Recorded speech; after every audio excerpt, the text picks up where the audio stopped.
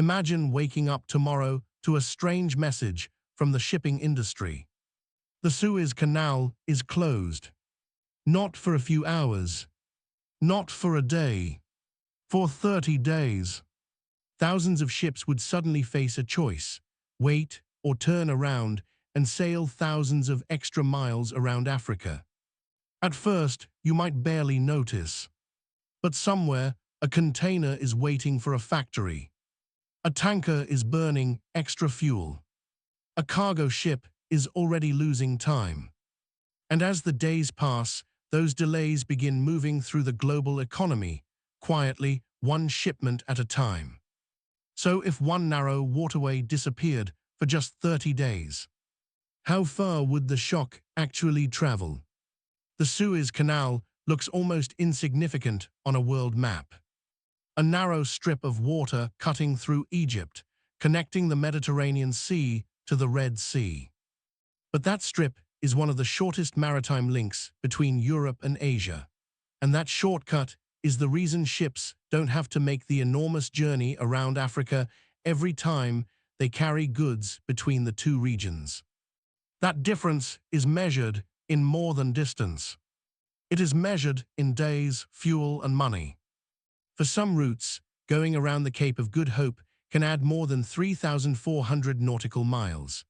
On the Singapore to Rotterdam route, that's thousands of extra miles added to an already enormous journey, enough extra distance to transform a direct shortcut into a completely different ocean journey.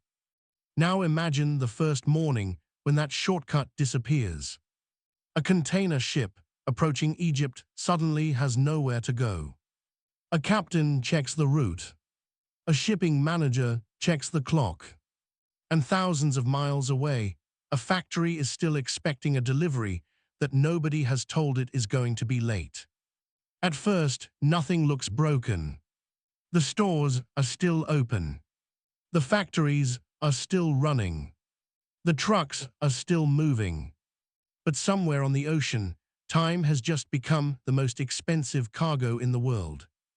And the strange part is, the first people to feel the closure may not be the people you expect.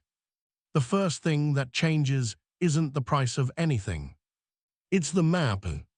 A ship approaching the Suez Canal now has two choices: wait or turn south and begin the long journey around Africa.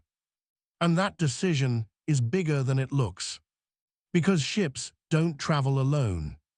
Behind every vessel is a schedule connecting ports, trucks, warehouses, factories, retailers, and sometimes entire production lines.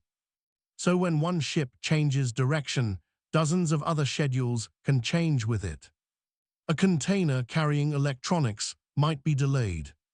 A shipment of machinery could miss its connection. A manufacturer might suddenly discover that one small component is still thousands of miles away. And that tiny component can matter far more than its size suggests. A production line worth millions can be ready to run, with workers at their stations and machines switched on, and still be unable to move if one critical part hasn't arrived. But here's the surprising part.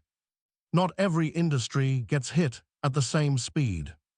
A company with weeks of inventory may barely notice. Another with only a few days of critical supplies could have a very different problem. And energy cargo creates another layer. Tankers forced onto longer routes spend more time at sea and consume more fuel, while shipping companies begin competing for vessels capable of making those longer journeys. So on day one, the world doesn't experience a shortage. It experiences something more subtle. A shortage of time. And if the canal stays closed, that missing time starts moving from ships to factories and eventually to people. But shipping isn't the biggest problem yet. The bigger question is who runs out of time first. After 7 days, the question is no longer, are ships delayed? Of course they are. The more interesting question is, who feels the delay first? Imagine a car factory in Europe waiting for a shipment of components. The missing part might be tiny, a specialized sensor used somewhere deep inside a vehicle. You could hold it in your hand and barely notice it. But a production line doesn't care how small it is. If that critical component isn't there, thousands of workers can be standing beside machines that are perfectly ready to run and still have nothing to build. And that's the strange thing about global supply chains. The weakest point isn't always the biggest shipment. Sometimes it's the smallest part that nobody thought about. Electronics face a different problem. Companies can use existing inventory, find another supplier, or pay more to move urgent components by air. But those options come with a price. And the longer the disruption lasts, the more expensive those emergency decisions become. Food is different again. Most food isn't suddenly going to disappear from supermarket shelves, but certain imported products can become harder or more expensive to replace, especially when businesses are already paying more to move them. Then there is energy. Oil and other cargoes moving between major producing and consuming regions can face longer routes, higher transport costs, and tighter shipping capacity. Suddenly, the Suez Canal isn't just a shipping story. It's a story about how different industries have completely different clocks. A retailer might have weeks. A factory might have days. And somewhere, someone may have only hours. But now another question appears. If everyone starts avoiding Suez, where does all that traffic go? If thousands of ships stop using Suez, they don't disappear. They go somewhere else. And that creates one of the strangest effects of the entire 30-day scenario. The closure would hurt some places while suddenly making others more valuable. The obvious alternative is the route around Africa. But that route has limits. Ships need fuel. Crews need time. Ports need space. And every extra day at sea ties up a vessel that could otherwise be carrying another load somewhere else. So the problem isn't simply that ships have to travel farther. It's that the same fleet is now doing less work. That pressure can spread to ports along the longer route. Terminals may have to handle unfamiliar schedules. Shipping companies may compete for available vessels. Fuel demand can rise, and insurers have to account for longer voyages and changing risks. Even transportation that never touches the ocean could feel the pressure. If ocean shipping becomes slower or less predictable, some companies may turn to air freight for urgent, high-value goods. A shipment that normally spends weeks at sea can sometimes be moved through the air in a fraction of the time. But there is a catch. Speed has a price.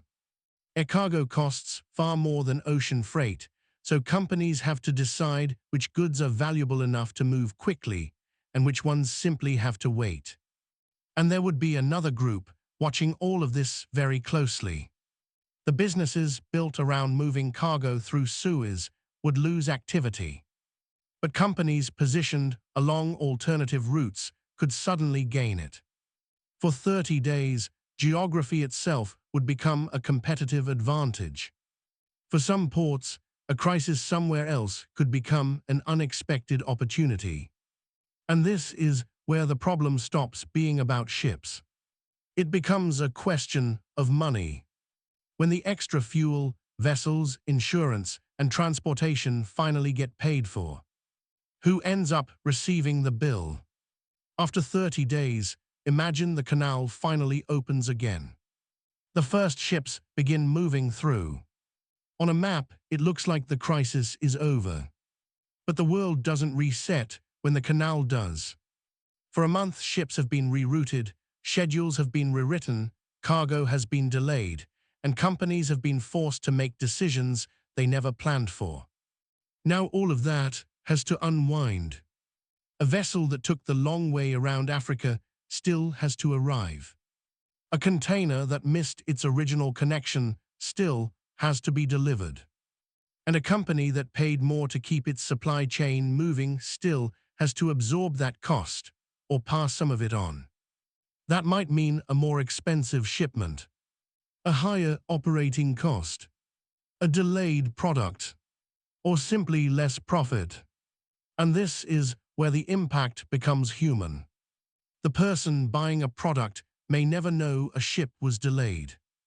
The factory worker may never see the ocean route that affected production. The family waiting for an imported appliance may only see one thing. It costs more. It arrived later. And that is the deeper answer to our question. A 30-day Suez closure wouldn't make the world run out of everything. It wouldn't bring global trade to a sudden stop. Instead, it would expose something more important. How much modern trade depends on time. Time for a ship to arrive. Time for a factory to receive a part. Time for a truck to deliver a container. Time for a business to keep its promises. When that time disappears, someone eventually pays for it. And once the canal reopens, the most important thing wouldn't be how quickly the ships return to Suez. It would be how much the world has learned about depending on one narrow shortcut. Because the canal is only one link. Modern trade is a chain of links stretching across oceans, factories, ports, warehouses, trucks, and homes. Remove one link for long enough, and you discover just how connected everything really is. Sometimes you don't understand how important a shortcut is until the world has to find another way around.